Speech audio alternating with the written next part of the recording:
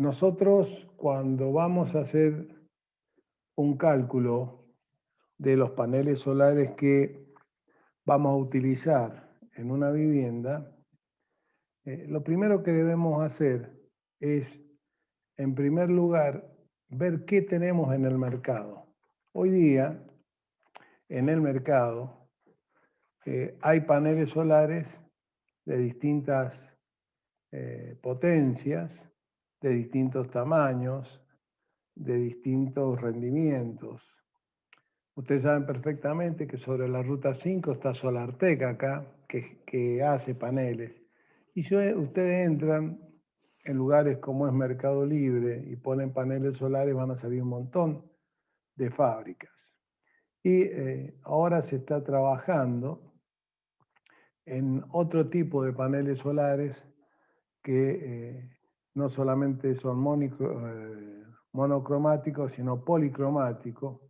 Y hay un panel que está buscando información y todavía no la encuentro, o por lo menos no es confiable la información que he encontrado, que a través de la nanotecnología se ha descubierto paneles con mucho mayor rendimiento. Acuérdense que panel solar está compuesto, como lo vieron ustedes en el apunte, que tiene que haber hecho un mapa conceptual, que ya lo van a tener que, membrado, lo van a tener que enviar.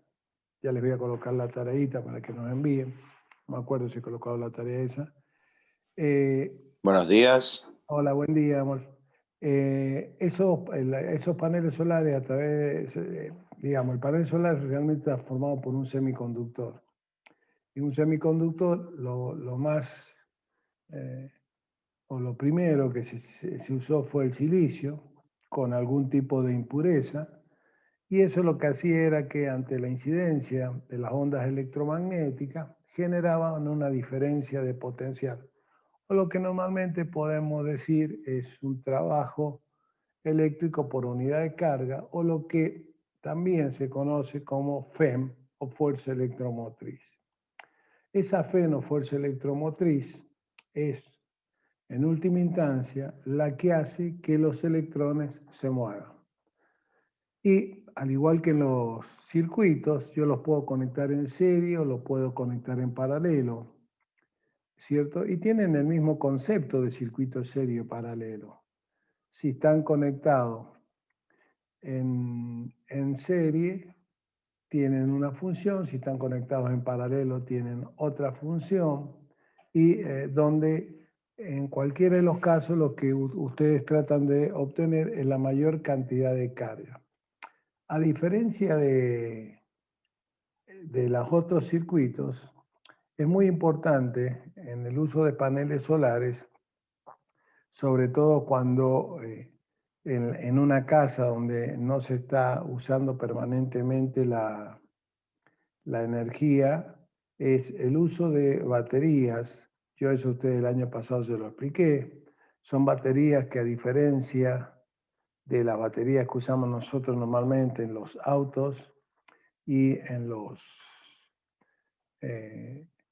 las motos, son baterías que, en lugar de tener mucha corriente cuando uno se la solicita, tiene menos cantidad de corriente, pero durante más tiempo, que es lo que realmente nosotros necesitamos en la casa. Nosotros no necesitamos, como cuando arranca un vehículo, arranca una moto, mucha energía en forma de electrones para producir el par motor y que arranque y generar la fuerza necesaria. Lo que nosotros necesitamos es que, aunque es menor la cantidad de amperes, los amperes son la cantidad de carga por unidad de tiempo, esa cantidad de carga se mantenga en el tiempo.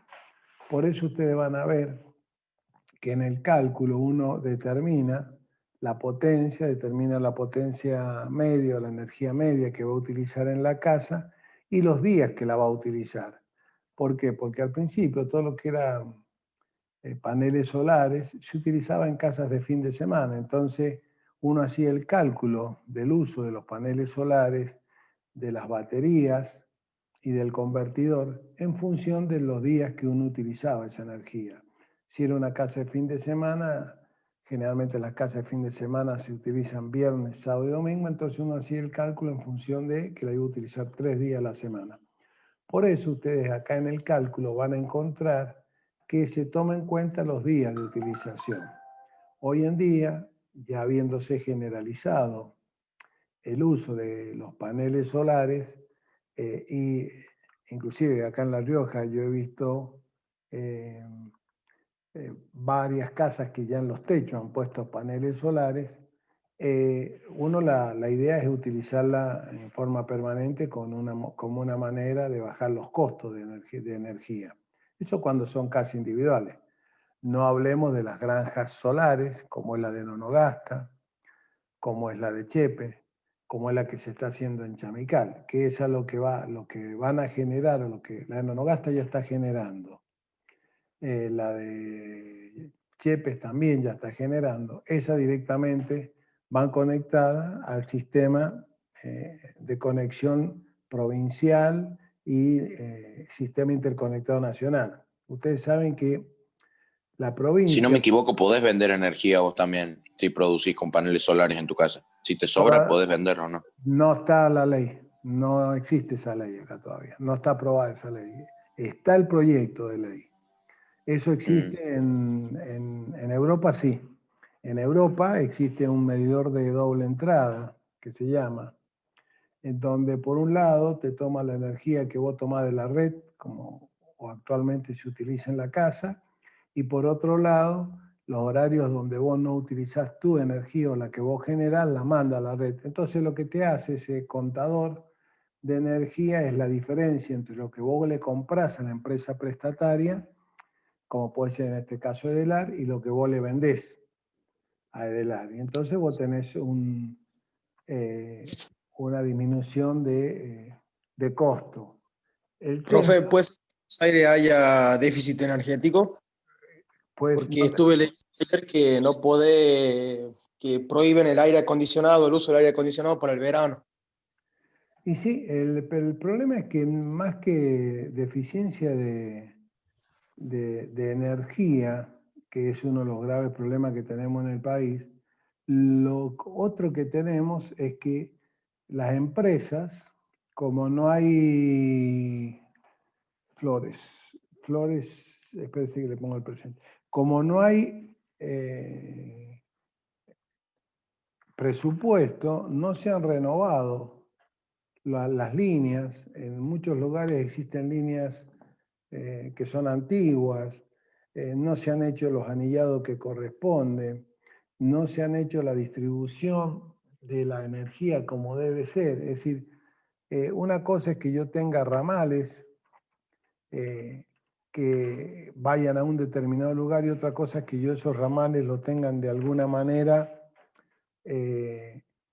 entre sí encadenados, cuestión que de alguna manera si me falta energía en un lado yo la puedo suministrar por otro lado. Es decir, hay dos problemas fundamentales.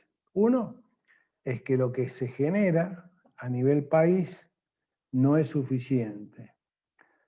El otro problema que tenemos es que en muchos lugares no han sido renovadas las líneas y no se le ha hecho el mantenimiento que se le tiene que hacer. Al no ser renovadas las líneas, hay pérdidas de energía. Y el otro problema, que sería el tercer problema, yo había hablado de dos problemas, es que a la gente no se la ha educado o no se la ha capacitado de cómo usar la energía. Es decir, la energía, yo les doy un ejemplo. Muchas veces aconsejan, por ejemplo, apagar el calefón, no el que es instantáneo, sino el termo, el calefón que tiene el agua permanente y caliente. Esos los calefones térmicos, esos los calefones que funcionan de esa manera, es un error apagarlo. Termotanque. El termotanque es un error apagarlo, el termotanque. El termotanque tiene un regulador abajo, ¿viste? Donde tienen las lucecitas, la mayoría tiene una lucecita roja y una lucecita verde. Uno lo que tiene que hacer, y más con el calor como lo tenemos acá en La Rioja, es regularlo para una temperatura media y no apagarlo, porque si vos lo apagás, cuando vos lo encendés, tenés que esperar una cantidad de tiempo X para que tome temperatura el agua y ese tiempo gastás mucha energía. En cambio, si vos lo mantenés con una temperatura adecuada, ¿cierto? Se te mantiene. Aparte, acá en La Rioja nosotros tenemos la facilidad que tenemos muchas horas de sol, donde ustedes les debe haber pasado, a veces sin prender el calefón. El agua está caliente solamente por las cañerías que llegan a través de los techos, de los tanques a la casa. Se mantiene el agua tibia. El Entonces, agua fría está tibia. sí, es un problema de educar cómo manejar la energía. Aparte, nosotros tenemos otro problema acá, en La Rioja y pasa en todos lados. Hay una concepción equivocada de usar energía en forma trifásica o energía en forma monofásica. Forma monofásica son 220 volts y en forma trifásica uno entra con 380, es decir, con la trifásica y el neutro, y después tiene 3 fases de 220. Entonces, hay muchas casas acá en La Rioja que son casas muy grandes y tienen acometida monofásica. Eso es un error, porque la acometida monofásica tiene un cierto límite de uso. Si vos lo usás más de lo que realmente te puede proveer, vos producís calentamiento. ¿Un cortocircuito? No cortocircuito. Directamente produce calentamiento en los conductores. Al producir calentamiento en los conductores es pérdida de energía en forma de calor y entonces vos tenés 3 aire acondicionados y entonces vos no solamente estás ocupando la energía del aire acondicionado, sino la energía que estás perdiendo en calor. Yo tengo un ejemplo claro. Yo, por ejemplo, con el otro ingeniero que trabajábamos, que ya se jubiló en el departamento, él tenía una casa que tenía la misma cantidad de aire acondicionado que yo. Y él pagaba el doble de energía que yo. Y él, la diferencia que teníamos, y yo se lo quería hacer entender, que él tenía monofásico en la casa. La entrada de él era corriente monofásica. Y en mi caso particular, yo tengo trifásica en mi casa. Yo en mi casa, donde yo vivo, yo dentro tengo una energía trifásica. Entonces, ¿qué es lo que he hecho yo? Yo he llegado a un tablero principal y en ese tablero hice una distribución de potencia diciendo, bueno, en tal horario ocupo esta parte, ocupo esta, ocupo esto, ocupo esto, y he dividido las 3 fases de manera de equilibrarlas. Con eso yo estoy haciendo una disminución del uso de energía. No tengo conductores sobrecalentados, tengo buena calidad de energía, yo prendo un aire acondicionado y ni se mosquea la luz se mantiene fuerte. Ustedes han visto que en la mayoría de las casas cuando uno prende 1 o 2 aire acondicionados la luz tiende a bajar un poco y después vuelve a subir. Eso porque el consumo cuando arranca el aire acondicionado es muy elevado y la instalación está muy justa. Entonces, hay un montón de variables que se pueden llegar a corregir. De afuera, indudablemente produciendo más energía, y de adentro, digamos, hacia adentro de la casa de uno, haciendo un buen uso, desde una buena instalación hasta un buen uso de los elementos eléctricos que uno tiene en la casa. Entonces, un combo de variables que uno tiene que aprender a manejar. No sé si el que hablaba me preguntó, le queda claro cuál es el tema. ¿O quieren hacer alguna pregunta? Profe, Sí. si no pasa eso si no pasa de que hay una sobrecarga en la térmica, si tiene disyuntor, ¿no salta el disyuntor cuando hay una sobrecarga? No. El disyuntor tiene otra función. ¿Es para los cortocircuitos cuando...? No, tampoco. Ahora te aclaro, ahora te lo termino de aclarar. Bueno, en un tablero eléctrico bien hecho, tenés 2 elementos fundamentales. Un elemento o varios que son las llaves termomagnéticas. Las llaves termomagnéticas son los instrumentos, es el aparato de maniobra que está en la casa que protege la instalación de sobreintensidad y cortocircuito. ¿A qué le llamamos sobreintensidad y a qué le llamamos cortocircuito? Si yo tengo una plancha o una heladera que está calculada para que consuma 10 amperes y la heladera empieza a tener falla, el motor, el sistema, y empieza a consumir 12, 13 amperes, la termomagnética, de ahí viene de termo, tiene un elemento térmico, ¿cierto? Que cuando aumenta el consumo de corriente, abre el circuito, sin que haya cortocircuito. Es decir, por eso es muy importante cuando uno calcula un tablero, de saber exactamente cuál es el consumo real que uno va a tener y elegir la termomagnética de acuerdo al consumo real. No poner una termomagnética y decir, bueno, yo voy a consumir 10 amperes, pongamos una 25, total, esa me va. No es ese concepto. El concepto es, cuando uno hace el cálculo de la instalación, se multiplica por un coeficiente, algunos le llaman de utilización, coeficiente de uso, como ustedes le quieran llamar.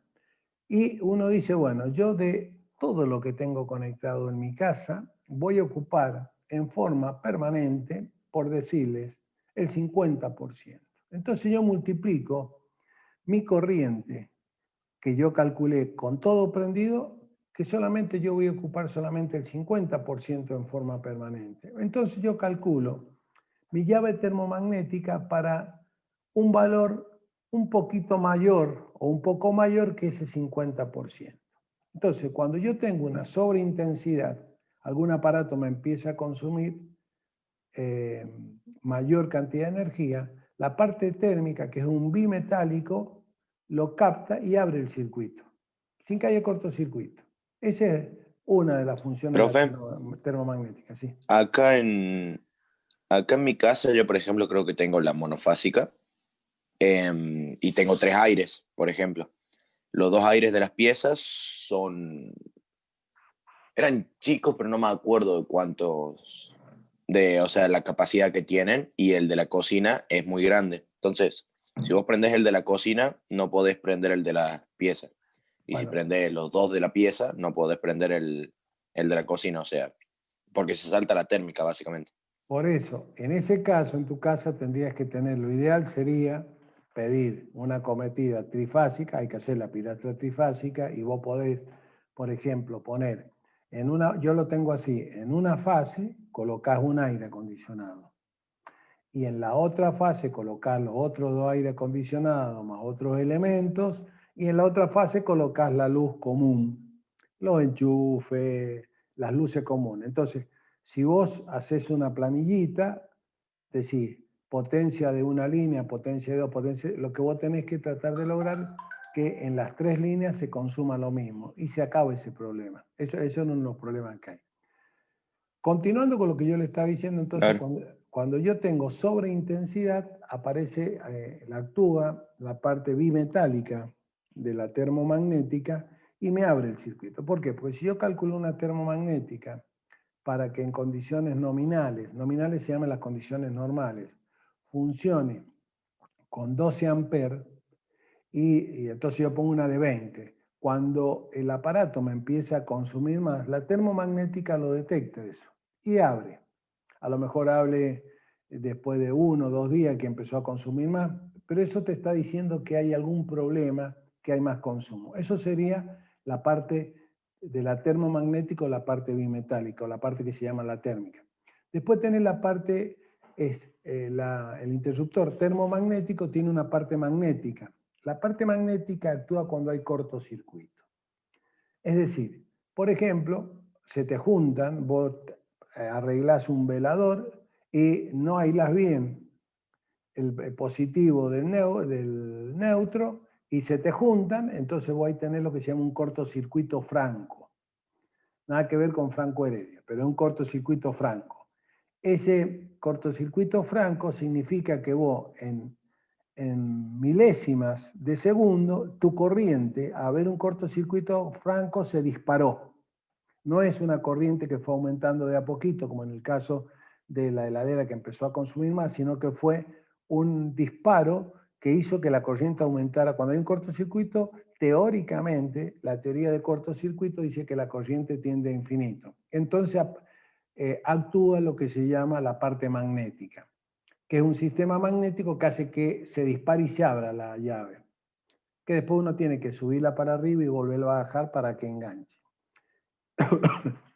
Con esto que le estoy diciendo, que dentro del tablero la termomagnética al que protege o a lo que protege es a la instalación eléctrica. Si no tuviera la termomagnética y yo le hubiera puesto un alambre grueso que sirviera de fusible, se quemaría la instalación directamente. Se empezaría a quemar la instalación, que es lo que más de una vez pasa acá en La Rioja, que se queman las instalaciones, prenden fuego las casas porque se quemó la instalación. ¿Por qué? Porque la parte de protección no funcionó. ¿Cuál es la parte de protección? En las casas viejas los fusibles y en las casas nuevas las termomagnéticas. Eso sería la termomagnética. Ahora vamos a lo que me preguntaban del disyuntor. El disyuntor diferencial, la palabra lo indica, disyuntor diferencial.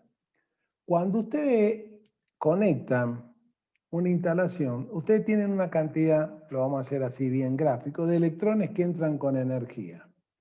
Esos electrones van a un foco, descargan su energía, convierten la energía eléctrica en energía lumínica y se vuelven. Y salen por el neutro, llamémosle. El disyuntor diferencial, de forma muy gráfica, dice entraron 5 electrones y salieron 5 electrones. Está todo bien. Vinieron, hicieron su trabajo y se fueron. ¿Qué es lo que pasa cuando hay una puesta a tierra? Por ejemplo, que hay un aparato eléctrico que cuando ustedes lo conectan da corriente. Entonces... O cuando se electrocuta uno. Bueno, esa es la cosa. Cuando no hay disyuntor diferencial. Entran los 5 electrones de nuevo. 3 de esos electrones hacen que el aparato electrónico funcione. Pero hay 2 electrones que cuando yo toco el aparato, en lugar de estar utilizado para que funcione el aparato, descargan por mí a tierra. Es decir, yo les hago de puesta a tierra.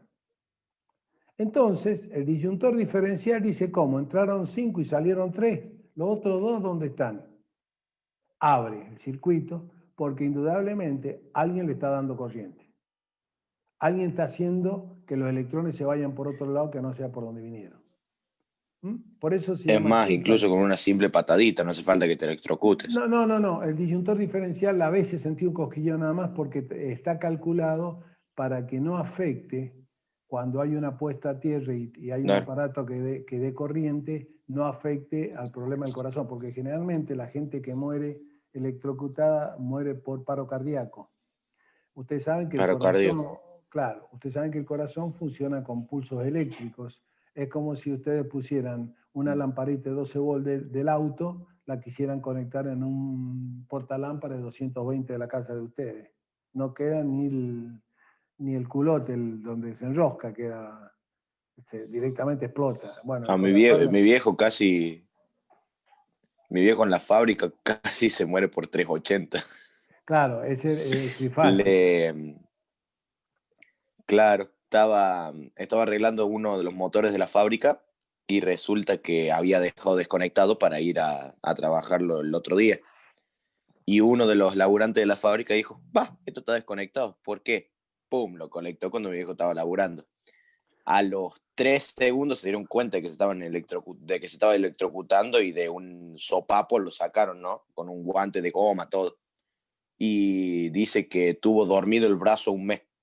O sea, no lo podía mover. Bueno, vos fíjate que ese es un problema de manejo de seguridad e higiene de las fábricas.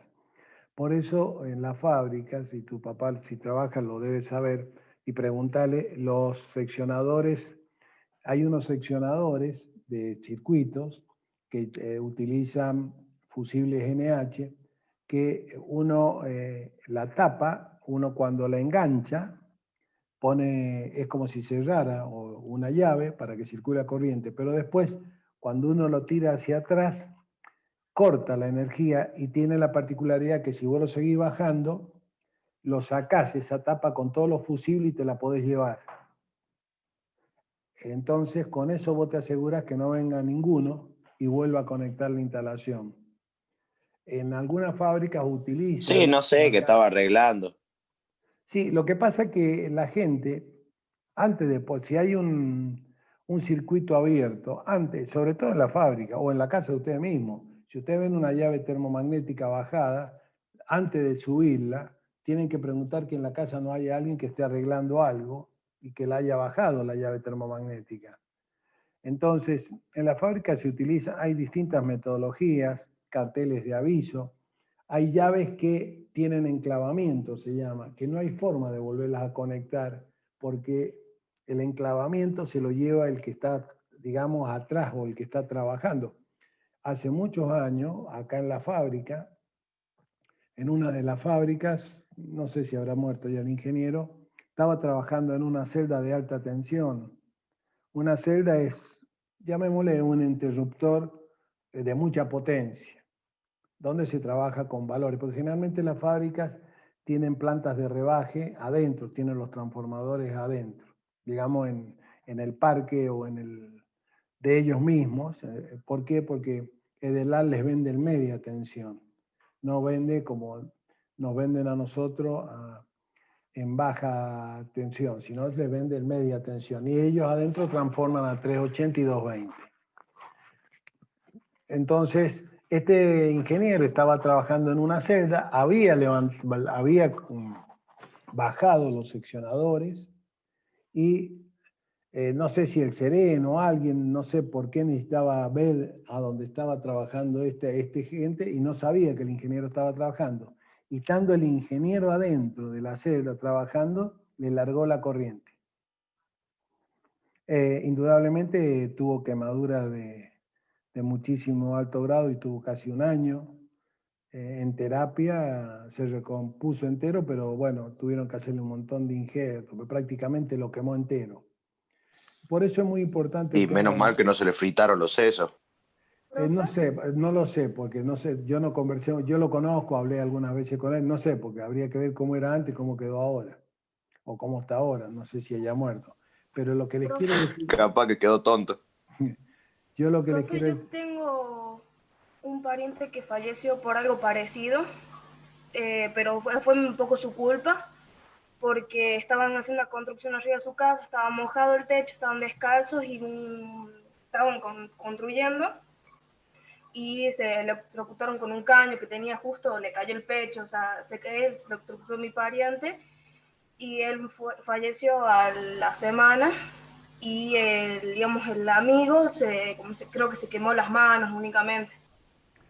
sí, el tema, ¿sabe qué pasa? Que todos los que son el principal problema que tiene la parte eléctrica o la corriente eléctrica es que vos no la ves. Ese es el problema que tenés. Es decir, usted dice que es tan simple que no la ve, no la ve. La sentís nada más, pero no la ve. Entonces, no es como algo que uno lo está viendo, que uno puede predecir lo que va a pasar. La corriente eléctrica, a lo mejor vos te afirmás en un poste de la luz, ¿cierto? Y vos no sabés que está electrocutado y te quedás pegado en el poste de la luz porque está con corriente. Yo el año pasado, ¿se acuerdan cuando pusieron todas las luminarias nuevas, esas luminarias que parecen jirafas en las principales calles acá de La Rioja con lámparas LED,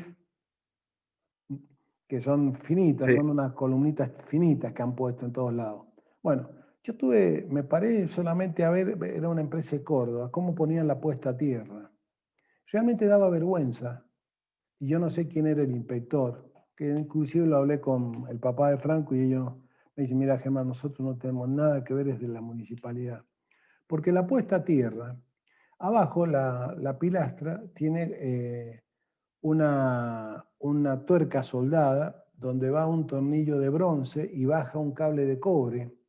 Y ese cable de cobre, dependiendo las zonas, se le hace una cama o se le hace una malla de cable, más de cable son conductores de cobre, en carbón y en pentonita, cuestión que si hay una descarga por la columna, baje por ahí y no te dé corriente a vos.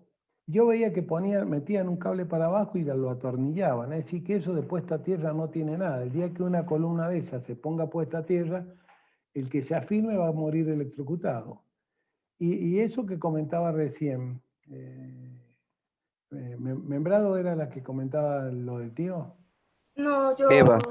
Bueno, eso es porque los albañiles son muy descuidados. Te unen un cable con otro para hacer el prolongador, para llevar la hormigonera, no lo aíslan, tienen cables de distintas medidas, utilizan la zapatilla. La zapatilla es una mala conexión. Las zapatillas en las casas hay que tratar de utilizar zapatillas, a no ser para la computadora y si tienen, qué sé yo, algo muy chiquitito en la computadora, pero las zapatillas son para amperajes muy bajitos. Sin embargo, conectan el televisor, el microondas, y el microondas consume mucho. Ustedes han visto, hay microondas, cuando ustedes lo prenden, baja la luz. Hay microondas que tienen mucho consumo. Y de paso, si no anduvo el enchufe de la heladera, ¿cómo vamos a conectar la heladera también? Entonces, ¿y por qué se prendió fuego la instalación? ¿Por qué se prendió fuego y por qué?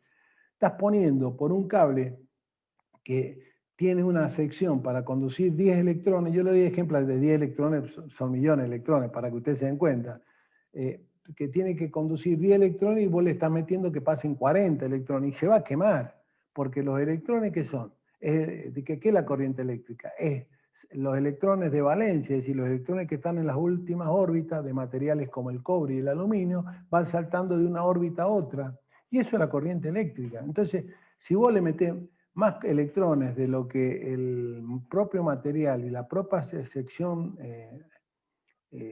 resiste, terminas destruyendo el conductor, se termina prendiendo fuego el conductor. Explota. Claro. ¿Por qué se prende Claro, fuego explota. la instalación eléctrica de la casa? Por eso. Aparte, en las instalaciones eléctricas de la casa aparece otro problema más chico. Acá se deja usar el caño corrugado. En Mendoza está prohibido el caño corrugado para hacer las instalaciones eléctricas. ¿Por qué? Porque durante mucho tiempo se usó cable corrugado que no era termoplástico, es decir, que era un cable corrugado que se prendía a fuego, que era un caño corrugado que se prendía a fuego. Entonces, la idea de que la instalación de la casa vaya por una cañería es por si hay un cortocircuito o se prende fuego, es que ese fuego no se disipe y tome fuego la construcción. Y por eso también hay una cantidad de cable máximos que tiene que ir por caño. ¿Por qué? Porque cada cable que uno pone, algo de energía disipa en forma de calor. Entonces tiene que tener un espacio para que ese calor se disipe. Entonces si yo meto en una cañería más de los cables que está permitido, eso hay una norma que te dice, vos en un caño de media pulgada podés poner 2 conductores de 1,5 y un conductor de 2,5. Nada más, 3 conductores pueden ir. No, pero me sobra la mitad del espacio. No, es que esa mitad de espacio que sobra es para disipar calor, no es por gusto. No, acá agarran los electricistas y le meten, si le pueden meter 10 cables en el caño, entran los 10 cables, aunque sea presión, lo meten los 10 cables. Entonces, cuando un cable se pone en cortocircuito y se prende fuego, te prende fuego todo. Es decir, por eso yo le decía que el manejo de todo lo que es la parte eléctrica es un manejo que tiene un montón de cosas. Acá yo te aseguro que si nosotros hacemos una evaluación, y eso, Franco, que se lo pregunte al padre, de cómo están hechas las instalaciones adentro de la casa, es para agarrarse la cabeza cómo están hechas las instalaciones. Eso que vos comentabas, no sé, Mol comentaba que cuando prende un aire acondicionado se apagan los otros Sí. dos. Bueno, prende los 3 aire acondicionados, prende el microondas y que se pongan a darle heladera, va a ver lo que va a pasar. Eso es No, un se va a problema. prender fuego la casa. Claro, lo que hay que hacer ahí, Claro. En realidad, lo que hay que hacer ahí, ¿cuánta en realidad lo habitación? que Sí, hay disculpe. 3 habitaciones y un baño en esta casa. Bueno, lo que ahí tendría que hacer, que ahora se está exigiendo que haya una instalación para los enchufes, uno para la luz, uno para la fuerza o aire acondicionado. Lo que tu papá tendría que hacer, si se dedica a eso, y supongo que lo debe saber, es hacer eso si quieren yo la próxima clase les explico cómo se hace. Uno determina los consumos que tiene en cada habitación. En base a los consumos que tiene en cada habitación, hace una tablita y dice, bueno, yo tengo un total de consumo de 30 amperes. Es decir, que yo puedo dividir en 10, 10 y 10. Entonces, hace 3 líneas. Es que en el caso de una instalación que ya está hecho, yo lo que puedo hacer es cambiar la sección de los conductores. Sí. Acá en el barrio mío, las térmicas siempre son por fuera. Está el postecito ese que tiene la térmica afuera. Sí. Mi viejo se cansó de que pasaran los chicos jugando y se la apagaran. Entonces hizo la térmica acá adentro.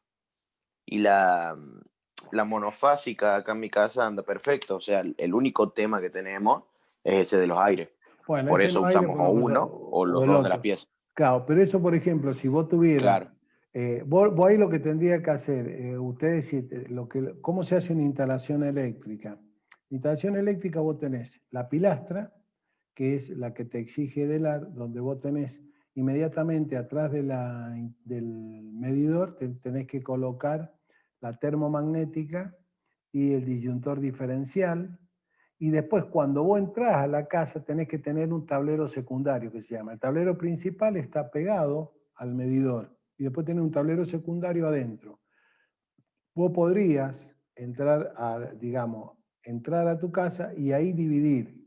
Pero vos, por los consumos que estás teniendo, indudablemente tu papá tendría que hacer un balance de la potencia que está utilizando y en función del balance de esa potencia, ver si le conviene seguir utilizando monofásica o con el tiempo.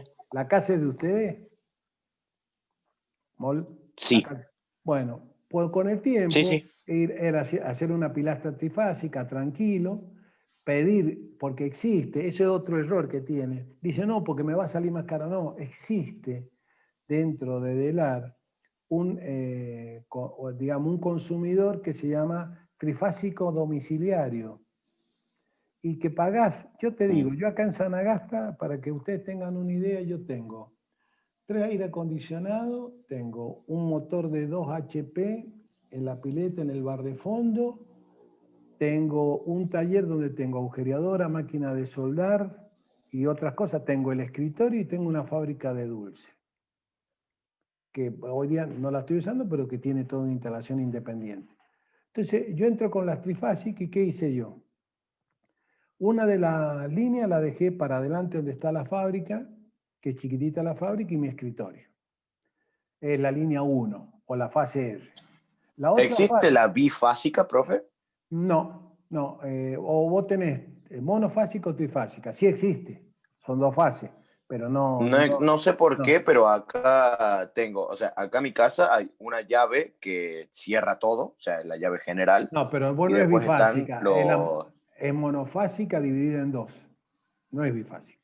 Es la Bueno, misma eso, monofásica. tengo una Sí. llave que da a las piezas y la otra llave da al resto de la casa y al patio. Bueno, eso vos lo que has hecho es tomar tu entrada monofásica y la has dividido en 2. Pero sigue siendo monofásica. Eso. Bifásica sería, por ejemplo, que DELAR te entregara a vos 2 fases, R y S. Cuando yo hablo de trifásica, vos tenés la fase R, la S y la T, y el neutro. Y la neutra. Con el neutro y la R es una monofásica, con la S y el neutro es otra monofásica, y con la T y el neutro es otra monofásica. Es decir, que vos, cuando conectás una línea trifásica en tu casa, lo que vos estás haciendo es entrando con 3 monofásicas. Entonces vos podés distribuir. Por ejemplo, en tu casa, que vos ya tenés esa distribución, sería mucho más fácil todavía, porque vos podrías directamente entrar con trifásica, te vas a un tablerito adentro del comedor, y ahí, donde vos tenés la división, le das una fase a cada una de esas que vos tenés, y separás los aire acondicionados con la otra fase. Entonces vos, las 2 líneas que vos ya tenés, que vos le llamás bifásica, le pones R y S a cada una de esas líneas. Y a la tercera línea le conectás los aire acondicionados. Entonces vos ya tenés todo dividido. Tenés la parte de fuerza, que es los aire acondicionados, que no te van a afectar, que cuando prendan se te pueda quemar la heladera o alguna otra cosa. Después tenés lo otro que está separado por potencia, porque ahí cuando lo hicieron es por potencia. Esa es la forma de hacerlo, con un cuadrito. Yo después, si quieren, se los enseño a hacer, porque es interesante, inclusive porque hay mucha gente que tiene problemas en la casa y paga barbaridad de energía, que a lo mejor con el tiempo, haciendo una buena instalación, reduce. Yo a lo que quería llegar. Yo en esta época de invierno, donde yo he tenido prendido permanente, tengo dos que son frío-calor, los he tenido prendido permanente las 24 horas, más otro que compré eléctrico, más toda la energía que utilizo en la casa normalmente. Lo máximo que he pagado de energía ha sido 8.000 pesos. Lo máximo, usando las bombas de la pileta, usando el escritorio, por ahí yendo a soldar en la agujereadora. Lo máximo que he pagado de energía son 8.000 pesos. Nosotros en mi casa teniendo bomba, pileta, los aires y qué sé yo, lo máximo que hemos gastado son 3.000, 3.000. por ejemplo. Pero vos no podés prender los dos todos juntos. Yo sí, yo puedo tener todo andando. Claro, ¿Mm? bueno, sí, pero ya es costumbre de cada uno, ¿no? Sí, pero vos sabés que eso, bueno, eso la conversación salió. Yo creo que eso con un buen cálculo uno puede lograr mejorar la calidad de energía y aparte vos le solucionás un problema, Edelar, porque vos al tener equilibrado lo que se llama la fase, vos estás, porque vos todo lo que la energía que se consume o la consumís en forma de calor, es energía que vos estás perdiendo. ¿Entendés? Es energía que no tiene un uso apropiado. No es lo mismo que vos prendás un calefactor, que vos sabés que vos estás transformando energía eléctrica en energía calórica y que la estás usando, a que a vos la energía la transformes en el conductor que se está calentando, que aparte te está deteriorando la aislación. Esa energía que estás perdiendo y que vos estás consumiendo, la estás pagando, le estás haciendo un consumo del ar, que está bien, te lo cobra, pero vos, al mejorar tu instalación adentro, mejorás tu rendimiento, mejorás tu calidad de energía y Edelar les consumís menos, entonces ellos tienen más disponibilidad de energía para otro usuario. Es decir, que está todo de alguna manera relacionado, por eso es muy importante cuando uno va a hacer una casa nueva, buscar a alguien que haga un buen cálculo de la parte eléctrica. En Mendoza, por ejemplo, ninguna instalación eléctrica te la conecta EDENSA, que sería la equivalente de Delar acá, si no tiene el plano municipal y la inspección municipal de la instalación eléctrica, con todos los controles. No sé, acá yo no lo he visto, pero por ejemplo en Mendoza, vos cuando construís una casa hay un cuaderno que se llama cuaderno de obra, que te lo firma el inspector y te va controlando todo lo que vos vas haciendo. Tenés hasta 15 inspecciones hasta terminar la casa. Te controla, por ejemplo, de la instalación eléctrica, porque a mí me ha tocado hacer instalación eléctrica y soy yo el que dirigía la parte eléctrica, te controlan. Primero te aprueban el plano, después te controlan cuando vos pones la cañería, después te controlan cuando vos haces el cableado, después te controla cuando vos armás los tableros, después te controla cuando vos pones en servicio y después de que te hacen todos los controles, cierto que a medida que vos vas terminando, lo vas pidiendo las inspecciones, recién te autorizan para que EDENSA, que es la empresa que presta energía en Mendoza, te conecte definitivamente el medidor. Si no, no te lo conectan el medidor. Y no te dejan utilizar cañería de plástico. Toda la cañería de casa nueva tiene que ser de caño de hierro, que puede ser liviano, semipesado y pesado. Todo eso tiene una explicación. Todas las cajas tienen que ir conectadas con boquillas de aluminio. Bueno, es decir, que hay una normativa que no está hecha de casualidad, está hecha justamente para proteger, porque vos, si estás haciendo una casa y estás haciendo una inversión muy grande para hacer una casa, lo menos que tenés que hacer es proteger a la casa esa. Entonces vos decís, bueno, pero me va a salir cara la instalación así. Sí, te sale cara, pero al tiempo es barata, porque vos no estás gastando energía de más, estás protegido, no tenés problema que podés morir electrocutado. Si hay un cortocircuito, el circuito responde perfectamente sin necesidad de quemar nada. Entonces, hay que hacer la sumatoria de todas las cosas. Bueno, chicos, se está acabando la hora. Les enseño esto y se lo cargo para que lo empiecen a resolver y lo vemos en la otra clase. ¿Les parece? Bueno, y podemos, si quieren, la otra clase, si quieren, les puedo hacer un diagramita de la instalación eléctrica que también va a servir para que entiendan el plano de la casa. Bueno, que les voy a mostrar era el que ustedes tienen que tener, que es la explicación por parte cómo se hace, los 5 pasos para calcular los paneles solares de una casa. Este era el que ustedes tenían. Y yo les voy a cargar ahora la tarea, que la tarea es esta.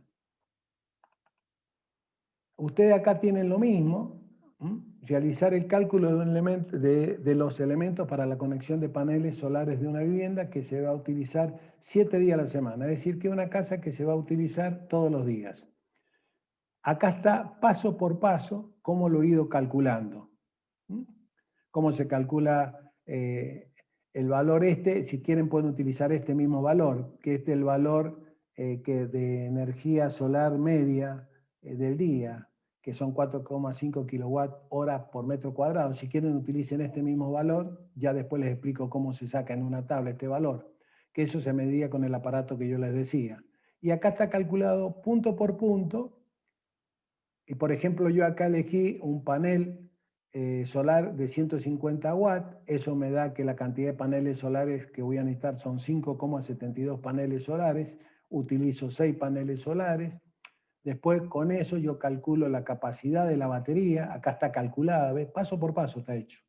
Este es un ejercicio que yo les hice paso por paso para que ustedes hicieran lo mismo, y acá abajo les problemas a realizar, tienen paneles de 2 problemitas a realizar, que lo único que tienen que hacer es seguir los pasos del problema que ya está resuelto acá arriba. Este es el problema que yo hice, acá se los resolví, puso paso por paso. Y después acá abajo le agregué 2 problemitas para que hagan ustedes.